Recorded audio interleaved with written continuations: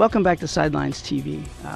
Lucky enough today to be here with the one and only Laura Kraut. Laura, how are you? I'm doing well, thank you. Great. Laura, as everyone knows, is an Olympic medalist, World Equestrian Games medalist, really a consummate champion internationally. How's the season been going this far for you? So far the season's gone well. I just have sort of gotten up and running on week 7 and 8. Cedric jumped the Nations Cup last week. He jumped very well, and I have a new up-and-coming horse named Nouvelle who was just second in the Grand Prix on Sunday. I'm thrilled. That was her first Grand Prix, so I have high hopes. That's great.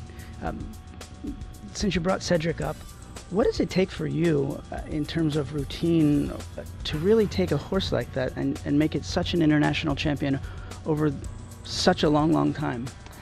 Well, yeah, I think a lot, mainly it's just the care and the maintenance of the horses. They have such a strenuous schedule, particularly a horse like Cedric, who's on an airplane, 4 or 5 times a year, traveling around by land, on a truck from Spain to Italy to Germany, wherever. Mm-hmm. So there's a lot of wear and tear in the travel, and then also in the jumping. He jumps the top of the sport. He jumps big courses, day in and day out when he's competing. And it's very important that we have a great team of people behind him. Not only the veterinarian or the farrier, but his groom, Johanna. She's constantly on top of keeping his legs cold, keeping his back loose, anything that he needs to make sure he's in top form. So how would you define what a good horse is for you? Well, for me personally, a good horse is one that obviously has a lot of ability, that is careful, doesn't want to knock any poles down, but also is brave. I think brave is very important at this level. I mean, they've got to do things for you that, are unimaginable, and through triple combinations over walls, over water. The bravery aspect is great. Now, sometimes if they're too brave, then they're not so careful. So it's kind of finding the right mixture of that. And for me, I also like a light kind of horse, almost more on the side of a thoroughbred than some of the heavier horses that are out there. Although, if they're brave and they're careful and they're heavy, I'll still ride them. Although, actually, having seen you ride so many times, it really does look light and effortless, and you're not yanking on the mouth, getting things done that the horse clearly doesn't want to do. You have a very good relationship that way. Well, yeah, I mean, that's what we try, with the training at home and just the repetition of how we ride them. Hopefully, in the end, they continue to smooth out and continue to get more and more rideable, so then it is easier. And look like they're having as much fun as you are. Yeah, well, I hope so. Yeah. In terms of the soundness of your horses, what do you really pay attention to let you know to ease up, pull up, whatever you need to do to make sure that the horse is okay? Well, a lot of it is just knowing your horse and knowing day to day if for some reason they feel differently or they start to perform differently, then 99% of the time there's something going on.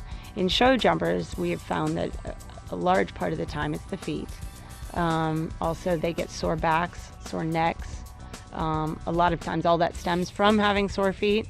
Mm-hmm. So we're very conscientious about keeping their feet cold all the time. And yeah, I think, mainly it's up to the rider to really recognize when something is changing or when something feels different. Because as soon as it does, if you can address it, normally you can stop it from being something catastrophic. And I guess if the footing is really not working for you, you really have to adjust your style. Yeah, if the footing's really not working for me, I would normally scratch. Yeah, right. I wouldn't risk jumping any horse really in horrible conditions, but these days we're pretty lucky. We don't often see very poor conditions in show jumping, but we do jump a lot on sand, and this new sand, and it does have some wear and tear on their joints. It's great for the riders because we never slip. There's never any, you've constantly got good traction. But on the flip side of that, it's not as great for the horses because the traction is so firm that they're always jamming their joints.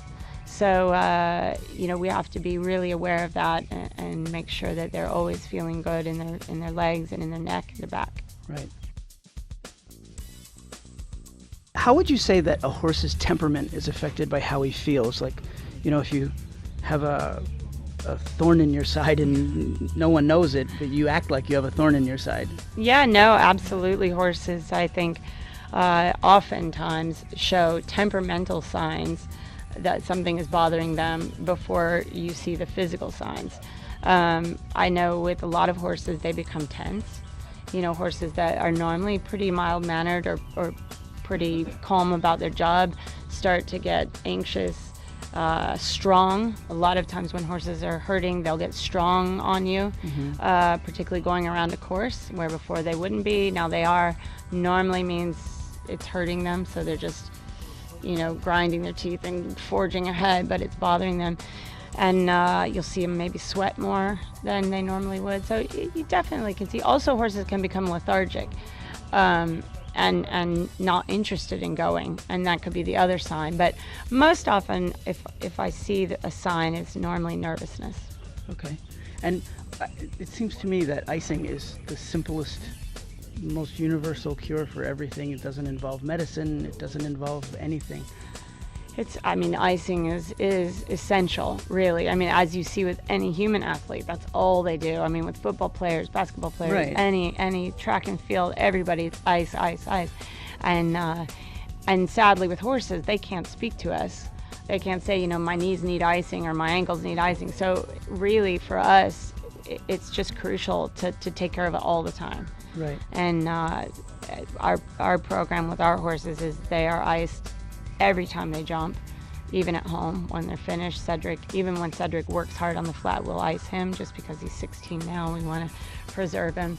But yeah, icing is a great solution, a preventative medicine as much as anything. Yeah, I spoke with Dr. Ober, who's the team vet for you guys when you travel, and he said that that's the #1 thing, and sometimes the hardest thing for you to get in certain locations. Oh, definitely. Yeah, traveling around Europe, we perfected it for a while. I mean, we were bringing ice machines and making our own, but you know, it'd make like 16 cubes every 2 hours, so that became sort of obsolete. And now, you know, we have this great system, so it makes it easy, and we just carry our freezers with us, and we're good to go. Great. Well, thank you so much, Laura. Yeah, you're welcome. Thank you. Great. For Sidelines TV, I'm Rob Jordan.